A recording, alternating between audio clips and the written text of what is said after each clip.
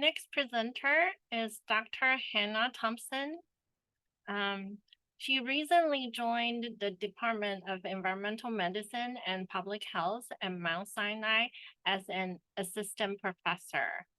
She previously completed her occupational medicine residency at Mount Sinai, and during that time, she also completed her MPH degree.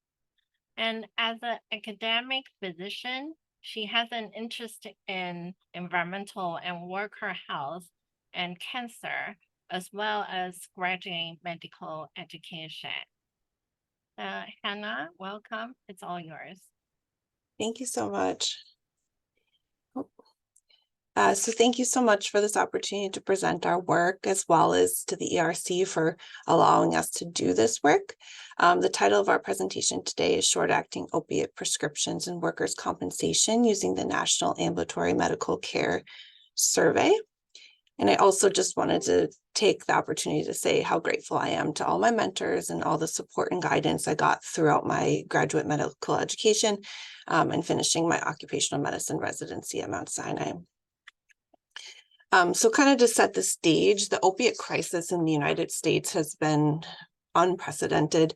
According to the CDC, almost 645,000 people have died from 1999 to 2021 of opiate-related overdose deaths.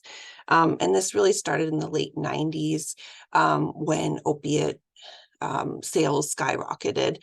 And pain was really considered kind of a fifth vital sign and very aggressively treated.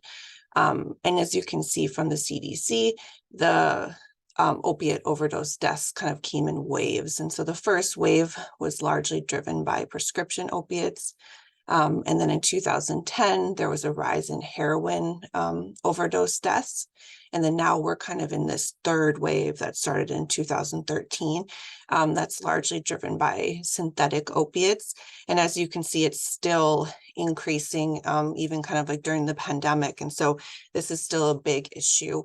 For prescription opiates, the most common drugs associated with opiate overdose deaths are methadone, oxycodone, and hydrocodone. And so kind of why are we talking about this now? I think understanding opiate use in workers is really important because a lot of workers do very physical jobs and get injured and need, appropriate pain management. And also a lot of workers do safety sensitive jobs and so need to have really, be mentally sharp. And opiates can impair that. So that's really important to understand. We also really wanted to look at workers' compensation, and this is a state-based system that provides partial medical care and income protection to employees who are injured or become ill from their job. And there's very limited research looking at workers' compensation and opiate use. There's some research from the National Council on Compensation that looked at 39 states and the District of Columbia and found that workers' comp claims with opiate prescriptions have decreased overall throughout time. However, more research is needed. And really this research is needed because in the context of opiate use in workers, there's literature that has shown that opiate use can decrease or increase work disability. It can increase costs, as well as just opiate use can lead to prolonged opiate use that may not be necessary. And there's a lot of challenges to look at the workers' comp system. It's state-based, so it's hard to pool them all together. And then it's also hard to kind of look at workers' compensation compared to other insurances, say, Medicare or Medicaid. So what we did was we looked at this National Ambulatory Medical Care Survey. And this is a national random sample of non-federally employed physician offices. They sample these physician offices for a week at a time. And the unit of analysis is a patient visit. And you can see this is an example of the survey tool that they use. And so we took data from 2010 to 2018 with the caveat that 2017 wasn't available publicly. And we looked at data specifically from working age patients, so 18 to 64. And you can see on the screen some of the variables that we looked at. Particularly, we wanted to get visit year to kind of control for the variations in prescribing throughout the years, particularly that, they're trying to prescribe opiates less frequently now with the epidemic. Chronic conditions, the survey had already a pre-identified injury related visit variable. So we looked at that to kind of control for the just sheer number of musculoskeletal injuries that are seen within the workers' comp system.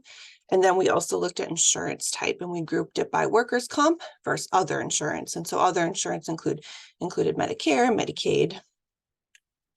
And then our outcome of interest was short-acting opiates. And we decided to just pick the short-acting opiates because they have a wide variety of uses, but primarily they're used for breakthrough pain. And they have a quick onset, but don't last very long of the pain relief. And then for our statistical analyses, we looked at sampling weights that were provided by the survey. We also did a univariable followed by multivariable logistic regression to look at this outcome. And then a p-value of 0.05 indicated significance. So this is just kind of a snapshot of our demographics. There were almost or over half of the sample was between 45 and 65, with 62.5% being female. When we looked at the rates of short-acting opiate prescriptions for males versus females, males had higher rates, as well as we found more Black patients were prescribed short-acting opiates than white patients. In terms of visit characteristics, the vast majority of patients had another type of insurance, with 1.6% having workers' comp. However, of those with workers' comp insurance, 25.6% were prescribed short-acting opiates versus 10.1% in the other insurance category. Additionally, over 10% of the visits in the sample were injury-related. And of the workers' comp patients, 63.5 had injury-related visits compared to 9.5 in the non-workers' comp or the other insurance group.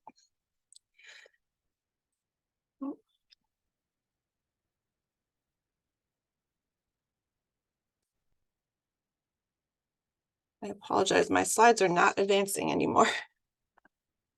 No.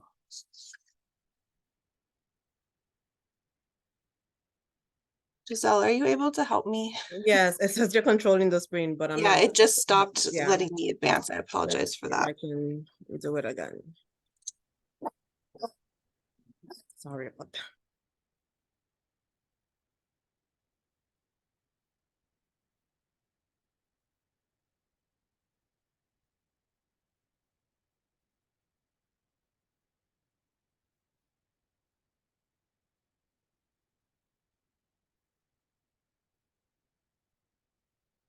You're not able to? No, maybe you can advance it for me. Sorry. Yeah, I'll do it, yeah. Okay, thank you. And these are the results of our unadjusted and our adjusted odds ratios, looking at the associations with short-acting opiate prescriptions. The model was also adjusted for smoking status, BMI, visit year, and other health conditions. So I'd like to kind of draw your attention to the fact that in our sample, females were less likely to receive a short-acting opiate prescription, and Black patients compared to white patients were more likely to receive a short-acting opiate prescription. And then next slide.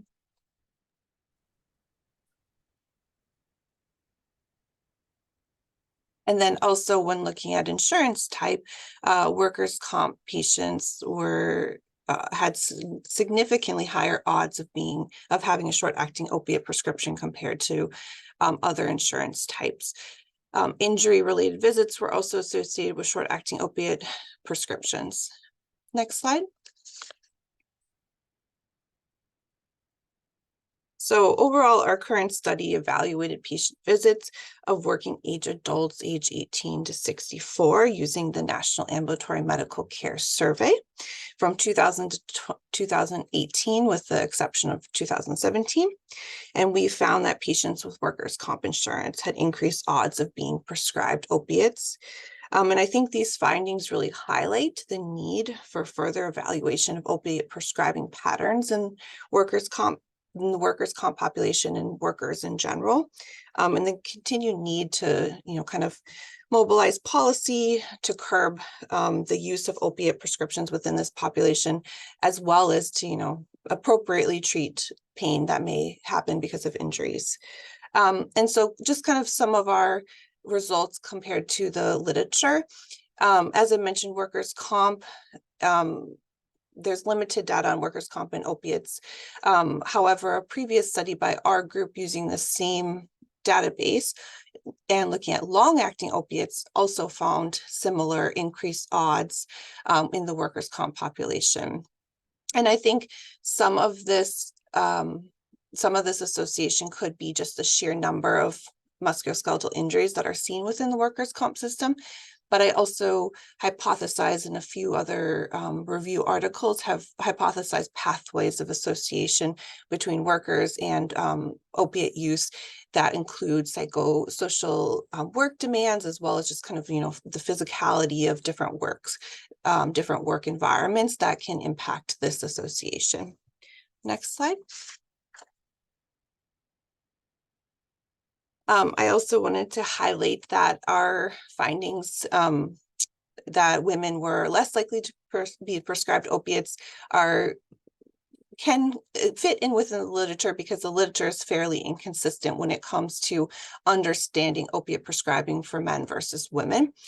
For example, this 2021 study of the Medical Expenditure Panel Survey found that that females had higher rates of opiate prescriptions.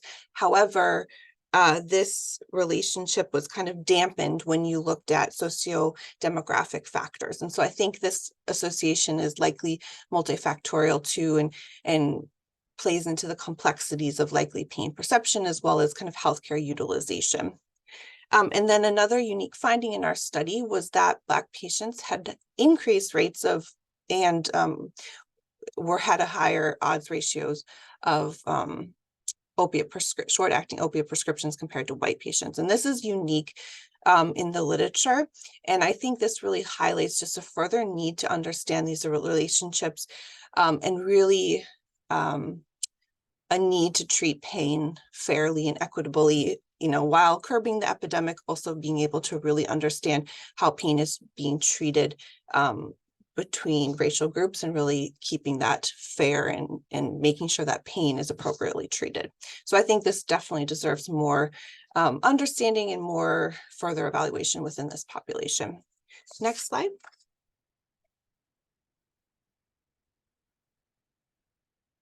Next slide, sorry. And then our study had a few limitations. It was cross-sectional in nature, of course, and so there was no follow-up data available. And we also evaluated the first medication for whether it was a short-acting opiate or not. The survey, depending on the year, can take up to 30 medications. And so we did this to avoid, increased complexity, and to really just kind of understand this association with the first medication. Additionally, this database doesn't have job or occupational data, so we couldn't really associate any or understand this association in the context of, maybe more physical jobs or kind of job type. And so future directions, I think, besides evaluating some of these associations, we found, I think, really understanding how maybe specific injuries could affect this association, as well as additional medications. There's been some research looking at the combination of opiates and benzos, for example. And then also, we found this association with short-acting opiates and workers' comp. However, I think kind of the next step would be to understand, how does this affect morbidity and mortality, and if it does, because I think that would be the real, where you could have some sort of intervention for workers, is to understand if there's places to impact morbidity and mortality. So I just want to thank you so much again for the opportunity to present this work.